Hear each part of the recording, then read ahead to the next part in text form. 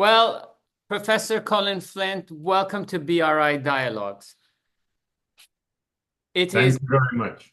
absolute pleasure to have you with us. For those of our audience who may not be familiar with your distinguished background, I just want to go quickly through your bio.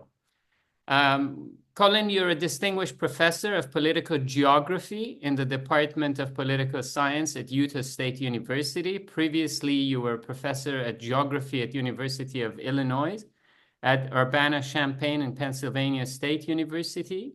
You're passionate working with undergraduate students and advising them, and advising also the Aegis Geopolitical Observatory project. You published numerous research books, the latest Near and Far Waters, which I recommend to all of our audience to take a deep dive in the precious information you have put together. You're author of Introduction to Geopolitics with Peter J. Taylor, the foundational and renowned text Political Geography, World Economy. Your monograph, Geopolitical Constructs, Mulberry Harbours, World War II, and the making of militarized Transatlantic, and the advances in theoretical discussions on geopolitics. All of these things have been translated to Spanish, Japanese, Turkish, Farsi, Arabic, Korean, and Mandarin, which all indicate how well read and how sought after you are as a professor. And you're the director of the program in arms control, disarmament, and international security at the University of Illinois at Urbana-Champaign. And you were principal investigator for a $450,000 grant from John D. and Catherine MacArthur Foundation on the project entitled Security Policy Formation, Bringing Scientific Expertise and Dialogue to Policymakers. And Anush and I couldn't be more proud than having you today with us and joining us on an early morning from your neck of the woods. Now, when I think about the word geopolitics, geostrategy, geoeconomics, geospatial, in all of that, that geo comes from geography. And many, many years ago, when I had more hair and I used to speak at various conferences in Middle East, I used to tell people, in the context of everything that is happening, you can change your girlfriend, your wife, your husband, your dentist, your lawyer, your wealth advisor, your trainer at the gym. You cannot change your geography, and you cannot change your neighbors. So in context of this significance of geo, can you paint the picture for us in where we are of how this geography is changing and the geopolitics and the tectonic shifts there through your lenses, Colin? Of course, I will do my best in the time we have. And again, it's such a pleasure to be talking with you. I'm really grateful for this opportunity. The geo in geopolitics is something that has been intriguing me and sometimes frustrating me for a long time. So I think to address this, for me, a very important question, we need to have a very brief discussion of the history of geopolitics and what geopolitics means and has meant over time. So really, we can think about what we can call classic geopolitics, the way geopolitics emerged and how the very name emerged in the late 19th, early 20th century. And that is seen as really a national project for different scholars, people interested in foreign policy, trying to paint a particular picture of the world, which was to inform what they thought should be their country's national policy. So Halford Mackinder is perhaps the most famous geopolitician, still has such an influence, and his notion of the heartland and how that remains part of geopolitical thinking.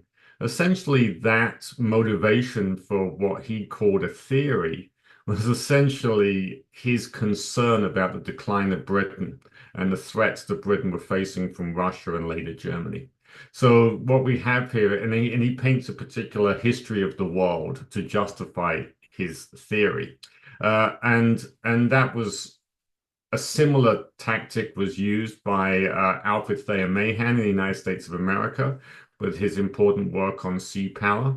Again, this is a really, I wish I had it with me in the bookcase next to me, but it's the one downstairs. You know, it's a thick book, and it's a history of the world in a way. And yet what really matters is the opening few pages in which he is using his history of sea power, again, a selective history of sea power, to essentially inform US foreign policy at the turn of the century and turning it into a maritime power.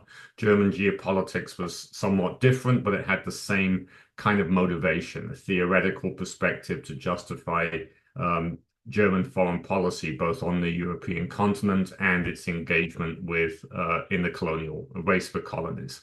So essentially what you have there is a classic geopolitics, which I would say is shrouded in theory, but is really trying to motivate particular national agendas. And it is then seen that I think the important part of that discussion is that the geo in that geopolitics is quite deterministic. Right? Mackinder's view is that there is this body of land called the heartland, and because of that, the foreign policy, excuse me, of Russia and Germany will be determined by that geographic location, and Britain's position in relation to that body of land will also be somewhat determined by that geography. And so it goes back to your opening point, Ali, that geography cannot be changed, and therefore it sort of creates a picture that the foreign policy of Russia, Germany, and Britain has no choice. There's no agency in that because of this deterministic nature of geography. Now, after World War II, that notion of classic geopolitics in academia became, it lost favor. It was actually, interestingly, tied to the, excuse me, sorry about that. It was actually tied to the Nazi Party by US propaganda. And therefore, geopolitics became equated with Germany, became equated with the Nazis, and therefore became an academic no-go area for obvious reasons. Of course, it continued within government circles as a way to inform policy, but it became lost as an academic subject.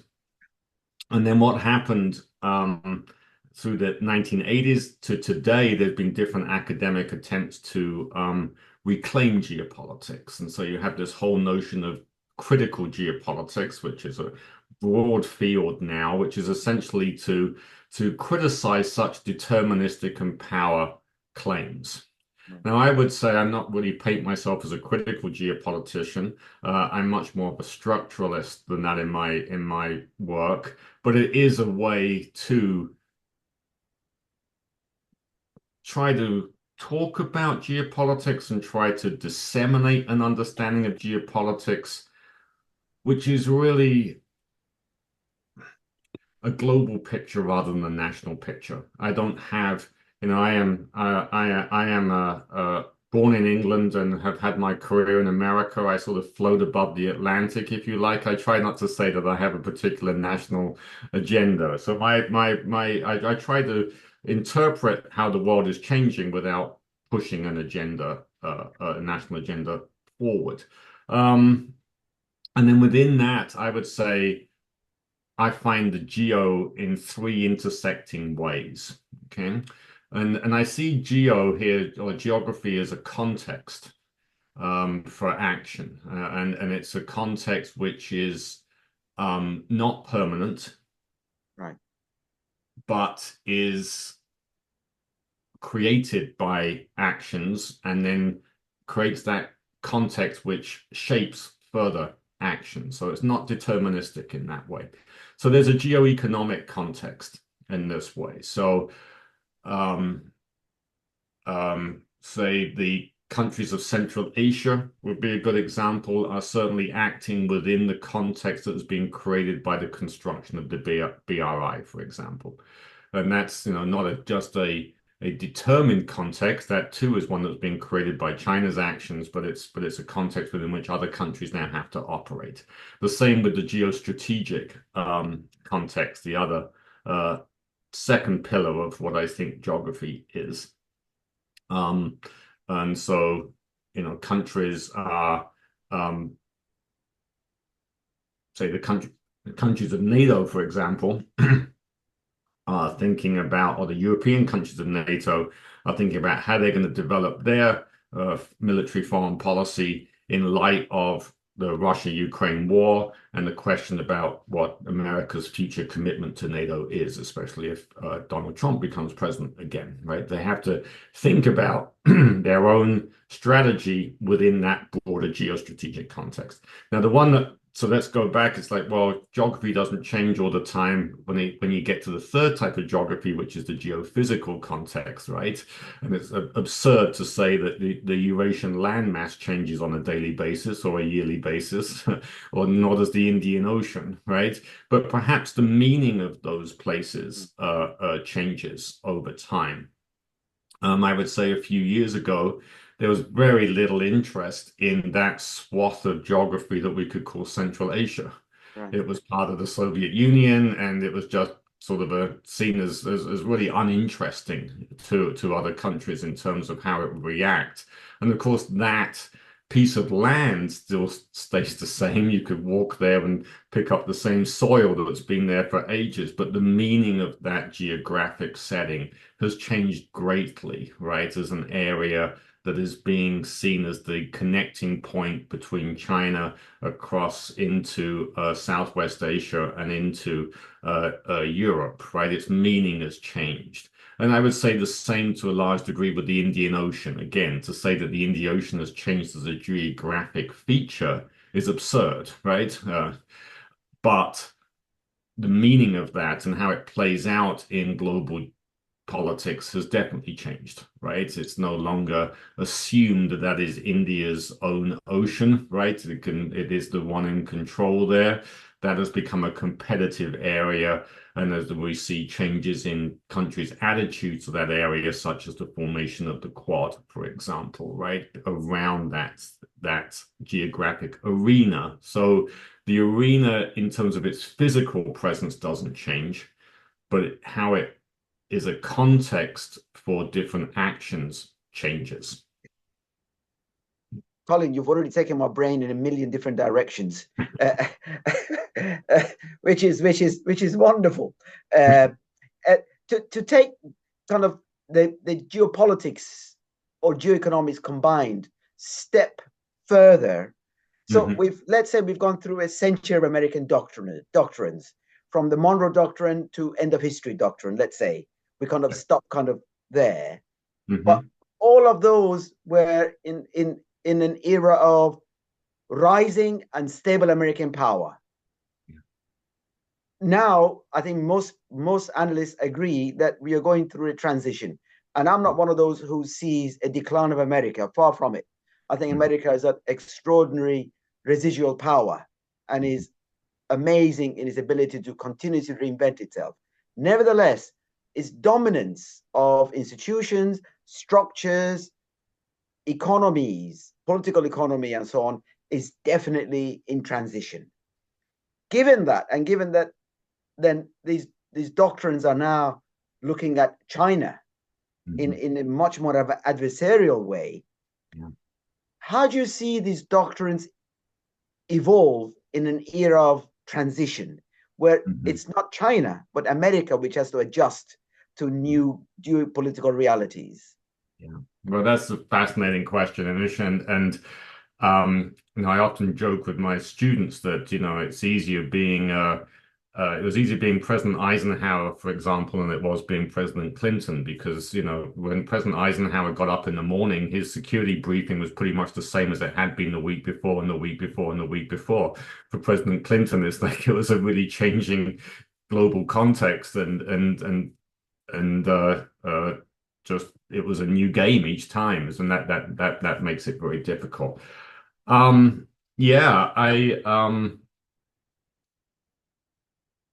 so I think I'd step back here and just give my overall view of geopolitics briefly, is that I think that the problem with our continued ties with classic geopolitics is that we see geopolitics as great power versus great power competition. And so the geography there is very much, if you like, still east-west. It always has been, really, with American century east-west, and it continues to be seen as east-west. Now it's China rather than the Soviet Union or Russia. I would say that to fully understand geopolitics, we have to see that the north-south is as important than the east-west. And I could actually make the argument, and I think I do this a little bit in the Near Waters, Far Waters book, that competition within the global south, to use that term, is just as important, or is really the canary in the coal mine for what then becomes a global war. And so what I think we are seeing now, to some degree, is a challenge. Where the challenge to the United States of America is often in the global south. And it really has been throughout its period of the 20th century, right? It's challenge in Korea, it's challenge in Vietnam, it's challenge in the Middle East, and then the formation of the Carter Doctrine. We've seen these challenges here. And the last American Central Command, the last sort of command area, or the reshuffling of American military organization, was called Africa Command in the wake of the terrorist attacks of 9/11, 2001. And I think that, to try and get to your question, I think that America is responding late in that realization that Africa is going to be a really important playing field. And that China is ahead of the game there, if you think of it in terms of geopolitical competition. And whether the United States can catch up with that or not, I don't know. I think it's interesting to see a decline in US authority within the Middle East as well, right? And I think the current conflict, Israel with Hamas, Hezbollah, and how it's spilling out into territorial conflict, or has spilled out with an attack on cities in Lebanon, right? That's an interesting question about the legacy of that for the United States power in the Middle East. And of course, Gulf states, powerful Gulf states, such as Saudi Arabia, moved away from being very much tied to American foreign policy to developing their own foreign policy, their own set of relations.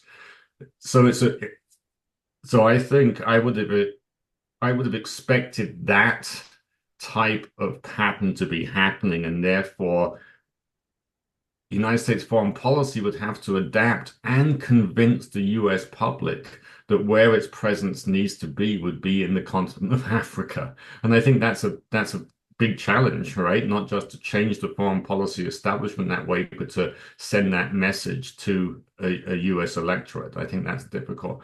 I would have seen that happening, and I have seen that happening, and that sort of, in my framework, I expect that to happen. But what is also happening quite much sooner than I would have expected is the question about great power competition, right? I would expect that to follow a little later. But with the Russia-Ukraine war, with the connection of China to that in terms of, and North Korea to that in terms of connections in terms of fuel trade, arms trade, and from what we're learning this week, the presence of North Korean troops in this war, then that East-West component of this has come aboard much quicker than I would have expected. And so what does the United States do here, right? Does it have to be everywhere, everything, everywhere, all at the same time to coin that phrase? And it is a real pressure on the United States of America.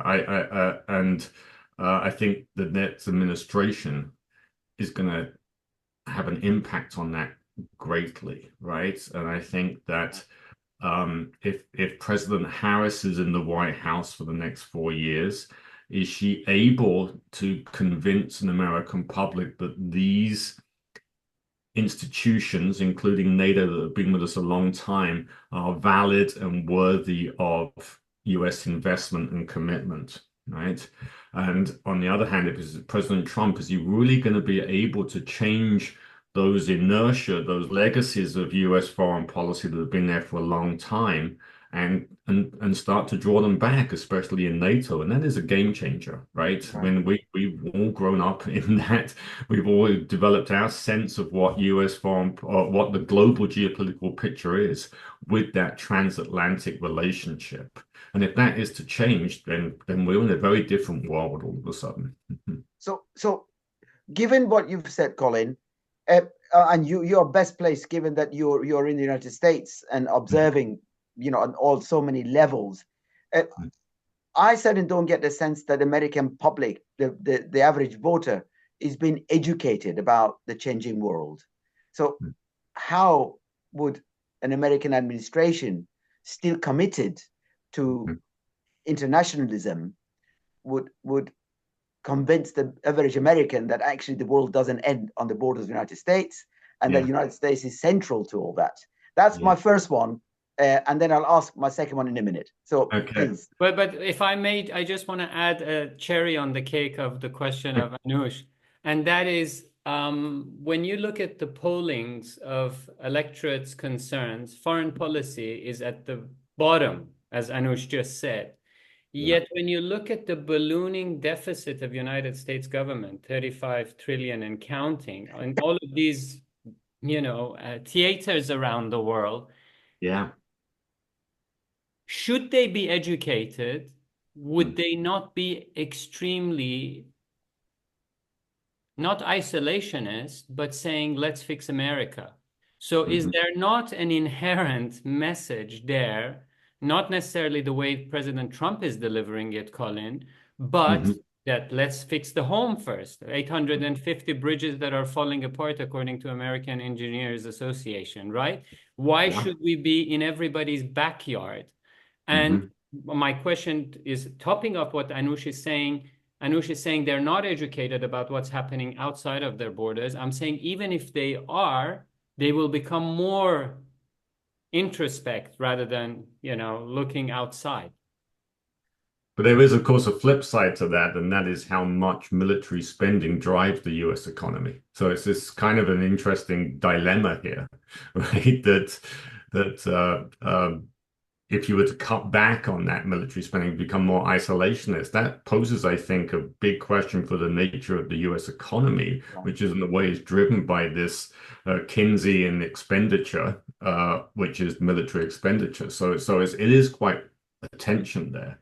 I think that the idea of fix home first is really quite dominant. And you mentioned bridges. My wife, who's in the room next to me in her own office at home, she is working on failing dams and the number of dams that can fail. And of course, that would lead to much more catastrophic outcomes than a failing bridge, right? So yeah, I mean, and that to me is, from my sort of long historical perspective, quite something you would actually expect, because United States growth was on a particular period of investment in that early part of the 20th century. Roads, dam infrastructure, especially here in where I am in the mountain west of the United States of America, where so much of that growth and that growth of California was about damming the rivers of the mountain west, and how that then drove the economy.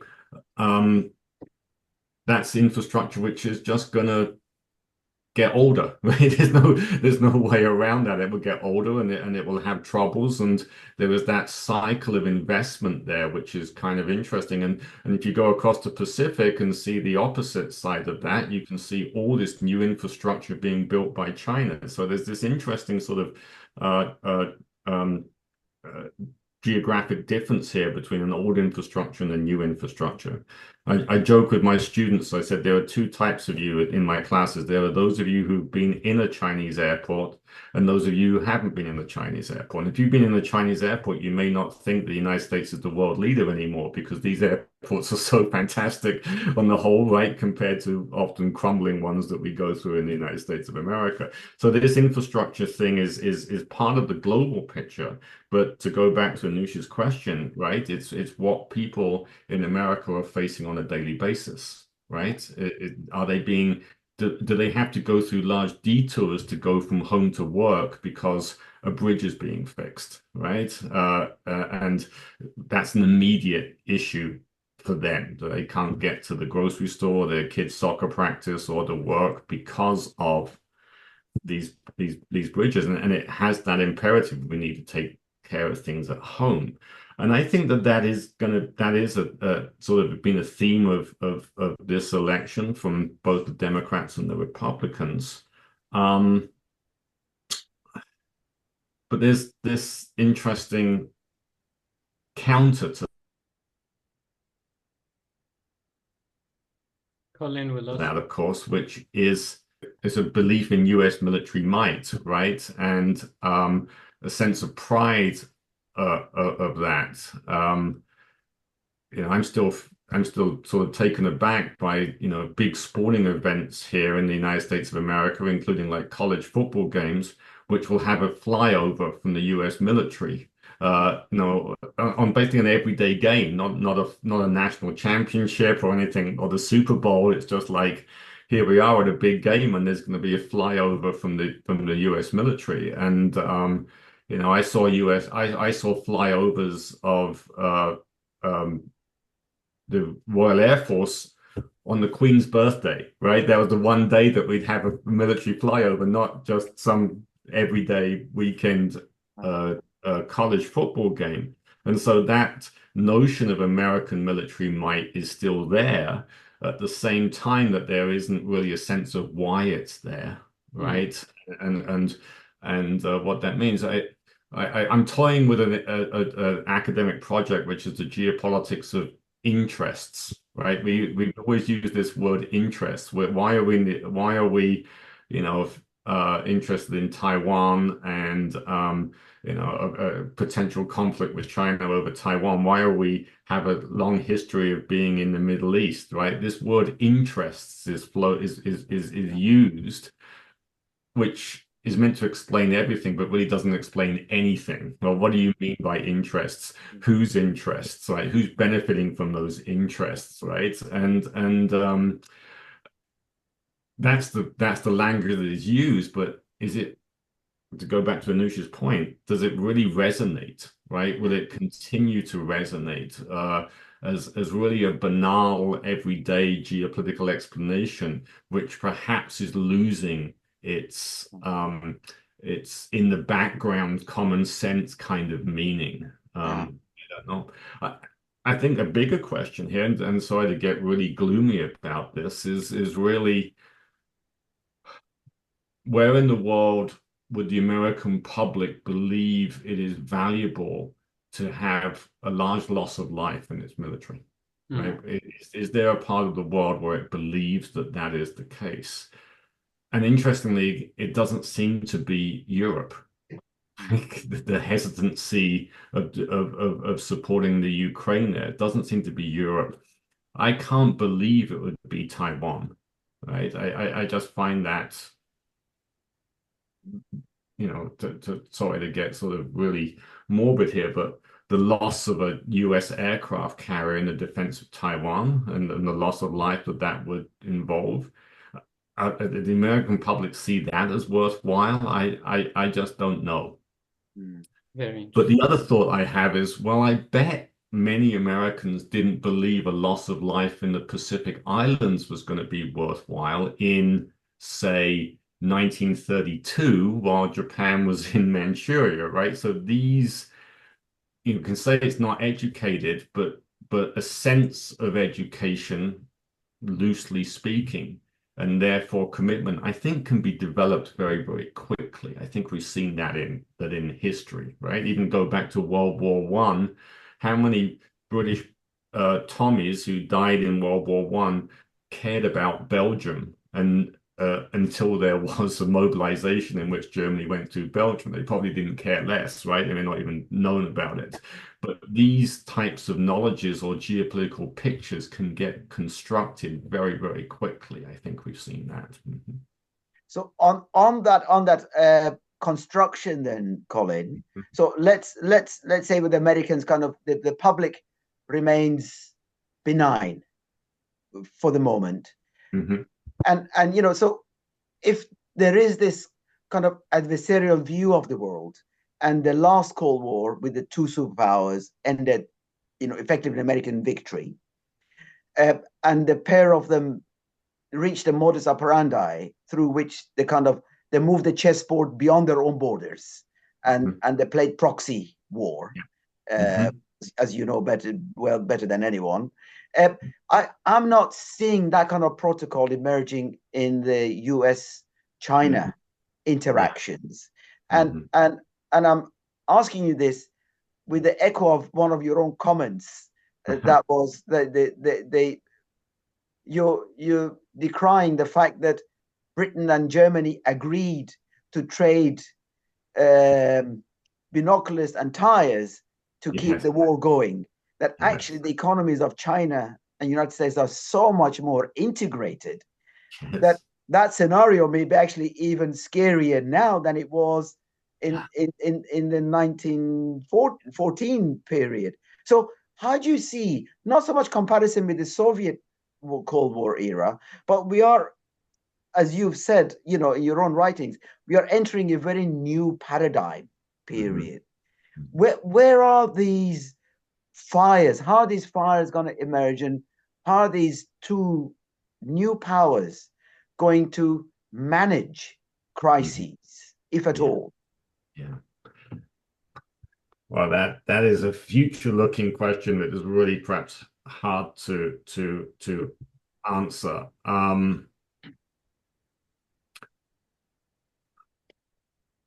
If I was going to try to anchor it in something, it would be resources. It would be access to resources, and it would be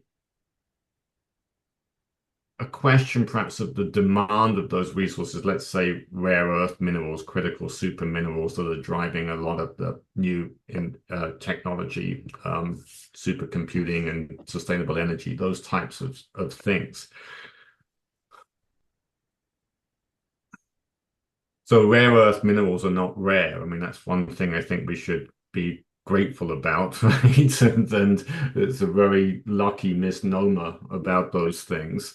So would there be enough, and can we develop new areas of uh, those claiming those resources in a way that means that there's enough to go around. Let's just put it that way, right? So that the geopolitical competition about those minerals doesn't become really one about claiming different bits of territory to have access to those minerals. That would be beneficial.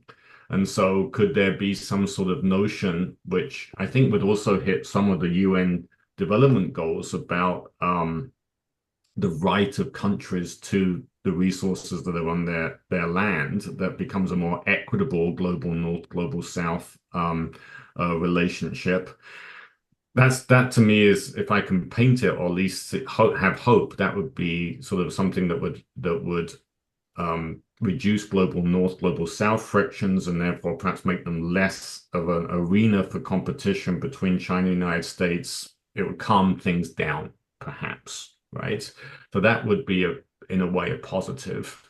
I'm not saying that that's going to happen, period. I'm certainly don't think it's going to happen in the next short term, but it would be perhaps the way forward to reduce this emerging Cold War, perhaps, if you wanted to put it that way. Um, I would go. I I think that there's an interesting sort of development. No, I'm not going to use that word. An interesting change here, which underlies that potential for a new pattern, and I think explains reduce legitimacy of the United States in the world. And that is the very nature of the word development and what we mean by development. You know, the United States' presence in the global South as part of its hegemonic period was based on a particular view of development that came after the collapse of the European colonialisms. It was Rostow's idea of the stages of development creates a paradigm for all sorts of discussions about different types of development. To many ways, I think that that is an exhausted paradigm, and therefore, in a way, leads to questions about, well, what was the United States' role in the global South? Was there really a project of development? And if there was, did it really develop? And then, of course, you have China, I think, seeing an opening there because of that discontent or disillusion or questioning of the idea of Rostow's development to have these new phrases such as South-South cooperation, for example. Now, my own personal view is that that doesn't really change the game. It's still an unequal relationship, and I think that we see that. But if there is a new sense of a paradigm, whether it's real or not, then that can also change these shifts, right? And so maybe the positive there is that we do need a new attitude about what powerful countries, richer countries are doing in their relationship with the global South, and that could also be an opening as well to a positive. You know, I'm trying to look for the positives here, right? I think part of the problem with the framework I use is that when you've had a decline in hegemonic power, you've often led to global war, and that troubles me. It troubles me, of course, as a human being, but it also troubles me about whether that framework is too deterministic. So one really needs to be thinking about, and I try to do this with the Near Water, Far Water book, was to I think there have been moments when you've had this type of geopolitical context or transition in which peaceful solutions were possible, right? And I don't think that the context now it isn't identical to what happened in the past, but I think we can still learn from the idea that there were peaceful transitions.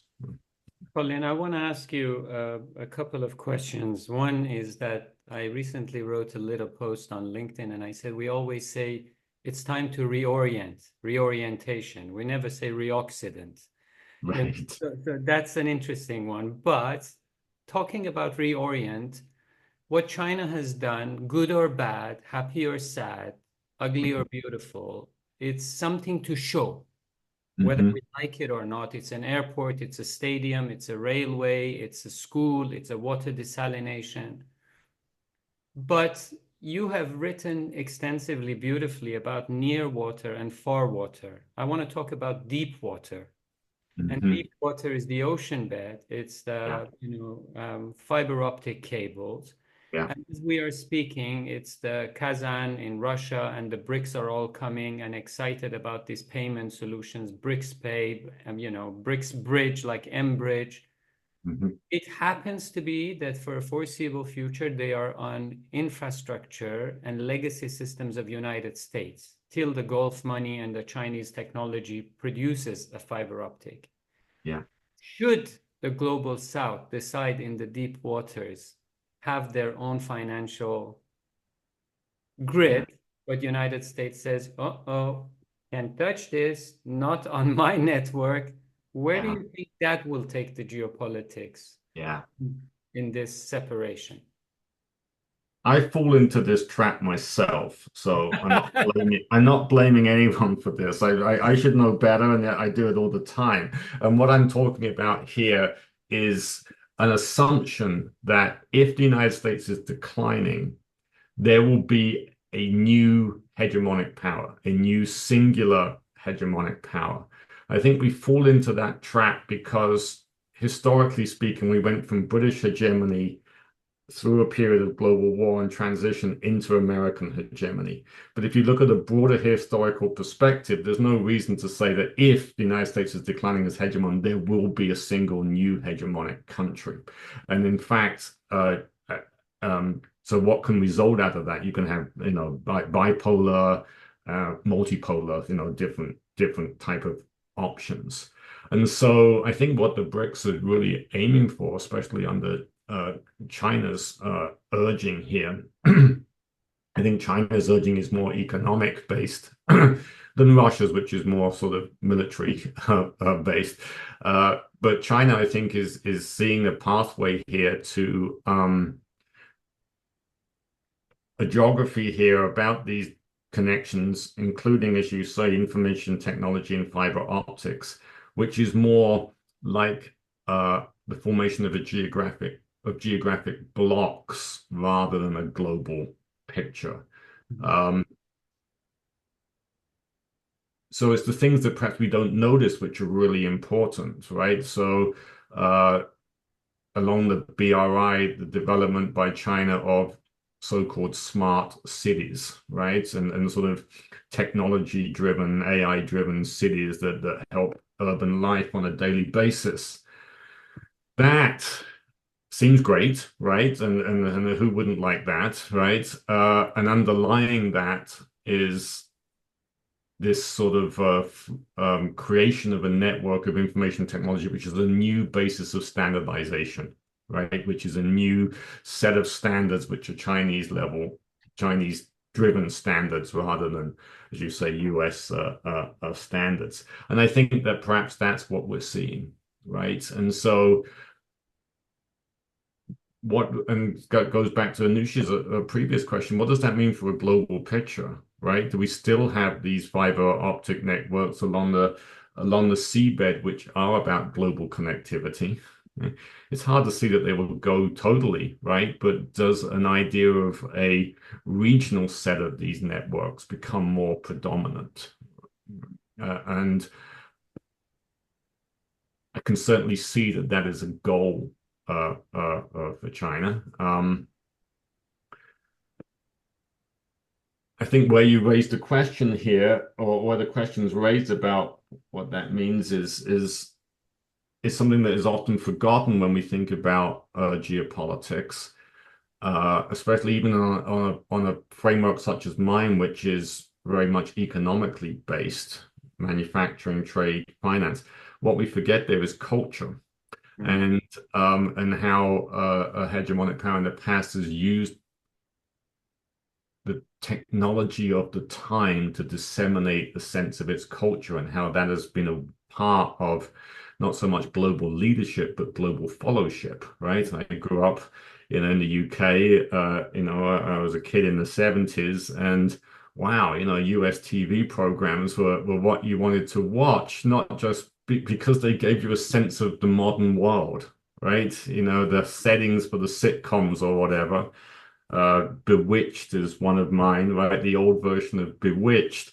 That house that family lived in was like no house I'd ever seen, right? It was like, this is the future. This is the modern world. Is the picture of the United States of America that has been disseminated one of the future? Right? Or does it go back to, an earlier question about a US public that isn't happy with life and is somewhat see their modern life as a bit crumbling or under threat, and it's more dystopian, if you like, right? So can the United States send that positive cultural picture across the globe, and therefore needing sort of the communication networks to do that? And then the flip side is are we going to will we as a world embrace Chinese culture? That one I find a little hard to believe, right? I mean, the language is extremely difficult to learn, and what is that sort of Chinese cultural perspective? Now, a lot of the world has fallen in love with Korean culture, which is kind of interesting, right? So all of a sudden we watch Korean TV programs and there's K-pop and the like, but but whether China can disseminate its culture as a sense of the modern, as a sense of what others should follow, that's a harder one to see, right? I think the Chinese themselves are very nervous about projecting themselves in any kind of dominating form. Yes. In any case, but you're right. The Japanese started, of course, the interest in Japanese cartoons and Right. music even predates the Korean dimension. Yes. But you're implying, but you're not saying soft power. How the Mm-hmm. soft power dimensions are Mm-hmm. also transitioning, and I'm Yes. thinking, from the global South perspective, for the developed world, yes, glitzy American cities, so many movies still open with kind of, shots of New York City, Manhattan, right? Yeah. Yeah. And so, but sitting, in a deprived neighborhood, uh, in the global South, I suspect they'd be more worried about safe water, safe air, food, Mm-hmm. environment. And I'm thinking, if the focus of soft power changes from modernity Mm-hmm. to survival to humanity, right? Yeah. Who has the edge? And Yeah. I would say I would put my money on China every Yes. time. And Yes. it is that model that I Yes. guess China can trump. And I use that word advisedly, Yeah. United States. What do you Yeah. think? Yeah. Just an interlude, Colin. It makes me laugh because Anush brings up something. I was in Montreal and I was on a panel and somebody said, yes, but we have Britney Spears, we have, Taylor Swift. I said, that is all good, but still 100,000 people have to gather into a stadium to watch them. Somebody's Yes. got to bring the stadium. You bring Taylor Swift. Back to Anush's point. So I think that so where I make the argument more in an act of a provocative question rather than what I see as a likelihood of development. To go to Anush's question, is that perhaps the world has never faced a problem in which a collective solution is required. And that, of course, is global climate change. The British hegemony, United States hegemony, it's all built on this notion of what was at the time a vision of liberalism, right? The British portrayed the liberalism of the time, which hard for us to believe now included empire in that process of liberalism, but it was the liberalism of the time. The United States creates its sense of liberalism. But those countries never had to deal with global climate change, right? A problem that we face as humanity, which really seems to require some sort of sense of the collective and some sense of social responsibility.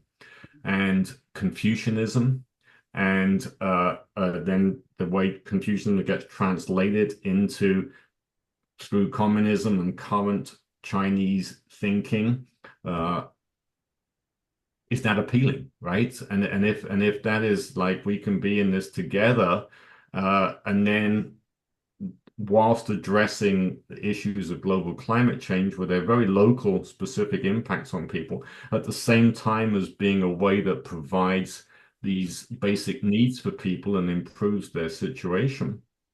Oh, and at the same time, we will put a new school in, which will have a Chinese curriculum defined by it. Yeah, that's a very compelling argument, isn't it? And quite a game changer over a long period of time.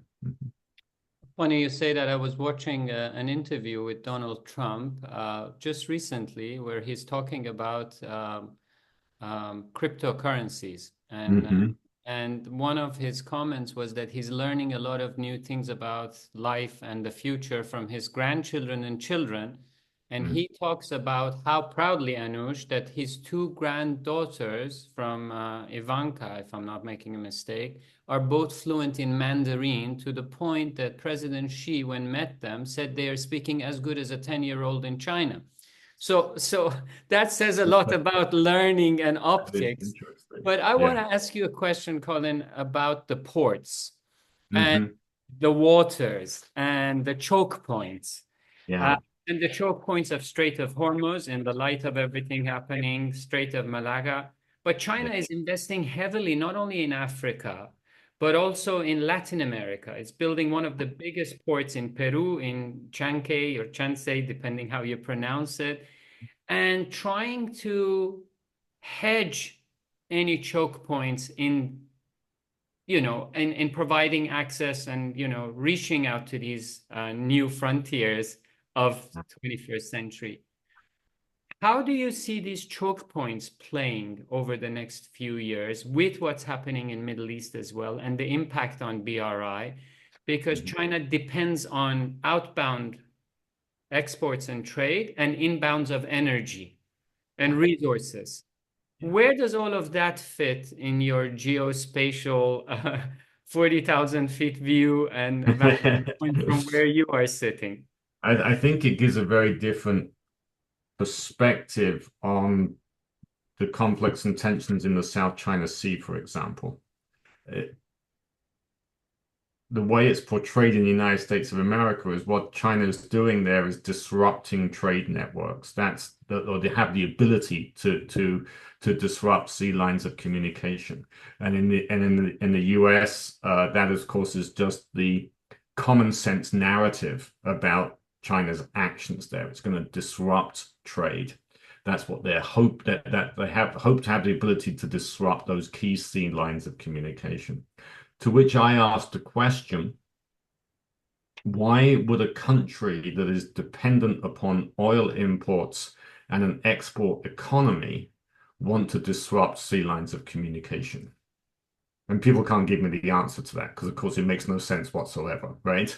And so I turn it around and say, well, isn't the threat to China there that another naval power, the United States and its Quad allies, for example, be able to disrupt those sea lines of communication and essentially have a blockade against China?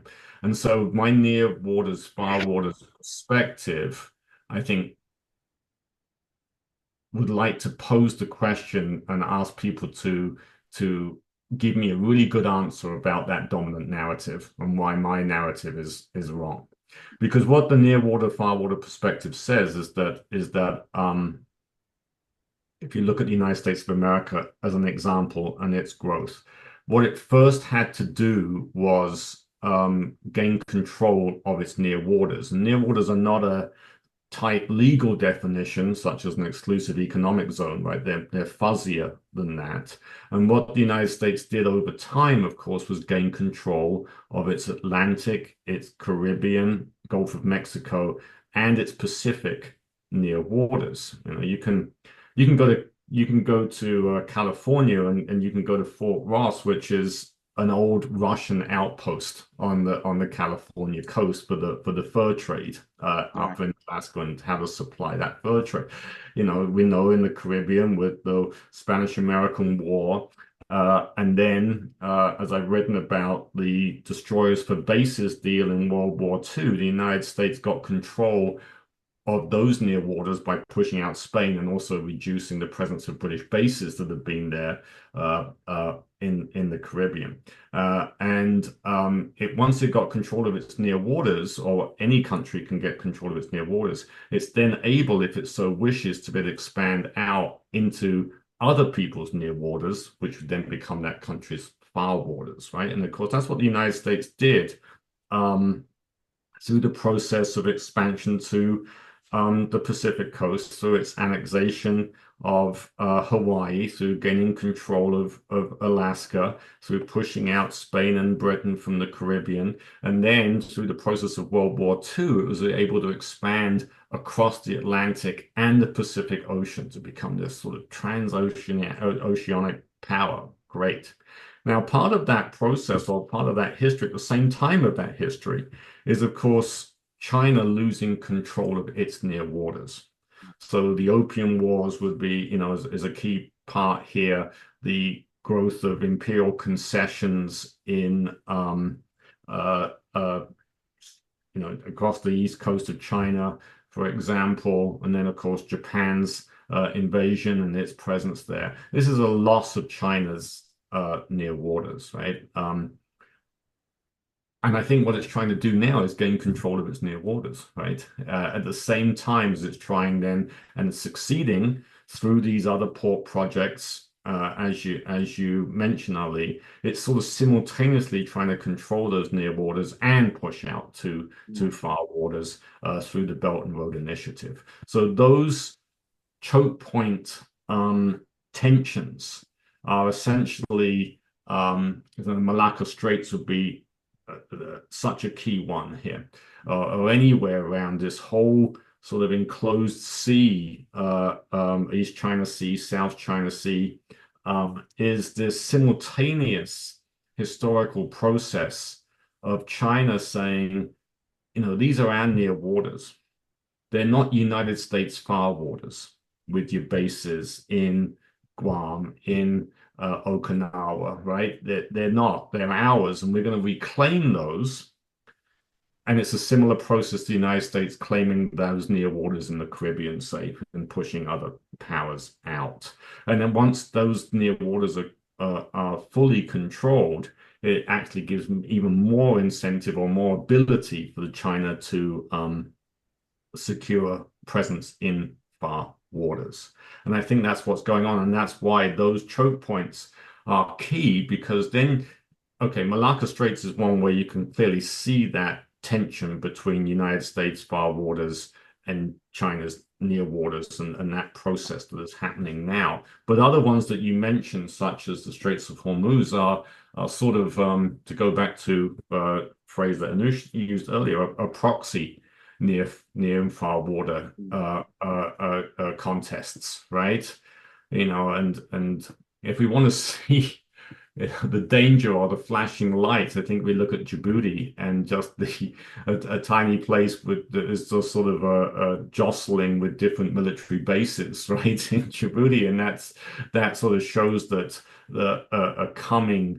potentially coming conflict over choke points, which are both competing powers, far waters, if you like, not as in South China Sea, one country's near waters, one country's far waters. So in that context, then, Colin, historically China has been a land power, not a maritime power. People famously say that they sent these ships away, and then the ships went back home, not achieving very much. Thank you. With traders and what like. And your book clearly shows that actually the near and far are beginning to converge a little bit more than they might have done. But when you sit in Beijing and you hear the phrase containment, and then when you look at the geostrategic map around China, of Japan, of Taiwan, of the Korean Peninsula, of the Philippines, of Malaysia, of Singapore, and Indonesia, and so on, and also the interest between China, or rather the United States and India in that context, how are the Chinese to manage turning from a land power to interested, using your phrase, maritime power, when they know that every move is going to scratch somebody's wound very badly? Yeah, well, I would do two things if I was China, and they seem to maybe three things, and they seem to be doing those things. One is I would ally with another power that has some sort of naval presence or could gain greater naval strength, and that would be Russia, to enable sort of the use of Russia's East Coast Pacific ports and Arctic ports, and they're doing that. I would create a network of transport infrastructure that would maybe allow a combination of trade, which is not so dominant on sea, on the oceans, especially those potential choke points off its east coast. So I would build land-based transport infrastructure across Eurasia, and I would create a port kind of near the oil-producing states that would allow me to transport oil partly by sea, partly by land. And of course, Gwadar, Pakistan is that example.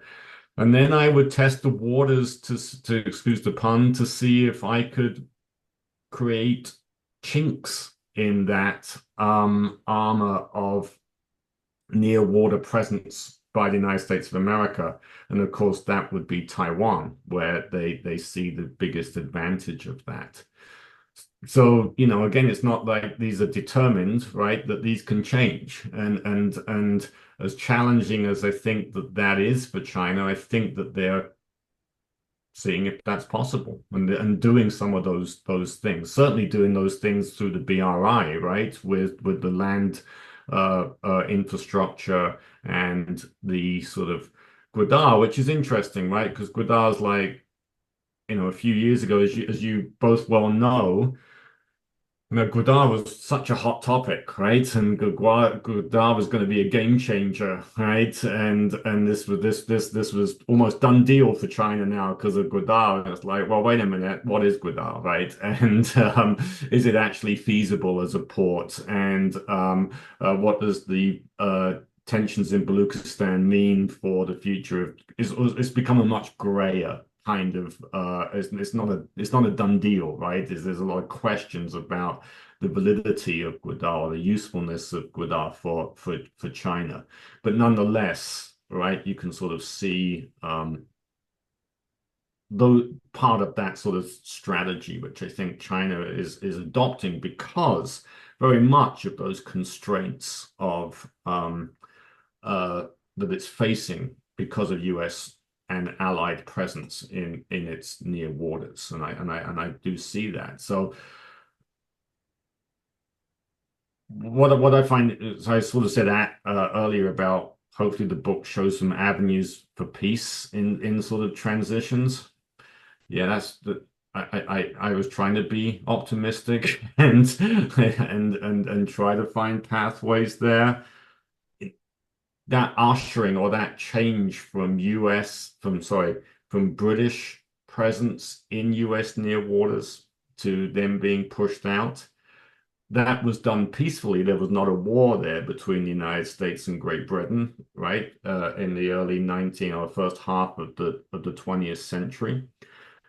But it only happened because Britain itself was facing an absolute geopolitical crisis, potential defeat by Germany, loss of its colonies in Asia to Japan, that it needed desperate help from the United States of America, and because of that challenge was willing to give up its bases that were its far water presence in the United States, and got essentially nothing out of it. It got some really poor, unsuitable World War One era destroyers, which were completely useless for the task that Britain wanted for them, which was transatlantic convoy escort.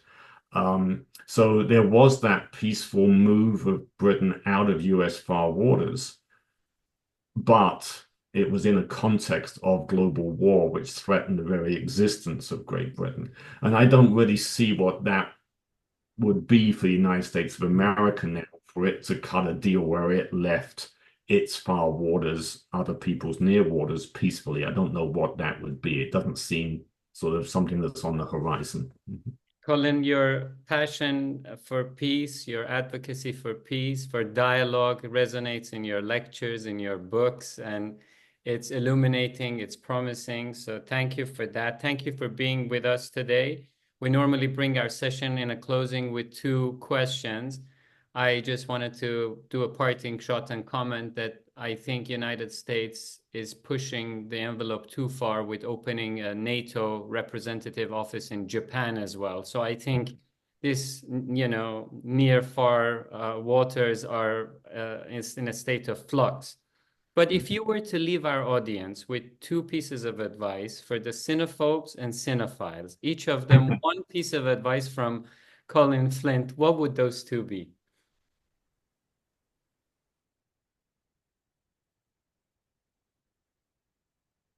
Geopolitics is a relational perspective. You cannot see it as a set of black box countries that are at loggerheads with each other, just like that. Okay. For those of you who play board games, the world is not Risk, where it's just a matter of throwing the dice and having countries against countries on a matter of territorial control. The world is, whether it's for better or for worse, more like the much more complicated board game Axis and Allies, Yeah. where it's about economic relations. And the economic relations are now global. And actually, if we want to go back to improving daily lives of people, whether they be in United States or China or in Burkina Faso, then that relationality is what is important. And so if we're going to educate people, educate them about the relationality of economic interests rather than promote territorial zero-sum games. Right. Absolutely brilliant, Colin. I like to say that you're a profound man. You're a profound man in terms of your intellect, but also your humanity. What our audience also needs to know is that you've raised the discussion in your own work, in your own profession, from national security to what you now increasingly call human security, which has been the subtext of much of what you've said to us today. And it's that is really profoundly important, to have someone of your caliber and standing and deep knowledge to come and unpack these complex issues for us and then put them back together in a way that would make everything much more bearable and enjoyable, frankly. So it's been an honor to have you as our guest, Colin. And I do hope that you will maintain contact with us, come back to us, and we would, of course, love to read your next book after the geopolitics of oceans. So, Okay. Ali and I are immensely grateful to you for your time, for your generosity, and also for this extraordinary way in which you can articulate complex ideas to an audience such as us. So it's much appreciated. I I want to think say a big thank you as big as the Atlantic, which for the moment separates us. Well, it's been my absolute pleasure and a real honor. I loved your questions. They're very challenging, but I hope they advance the conversation, and I'm happy to help out and be your guest at any time. So thank you so much for this opportunity. Fantastic. Thank you.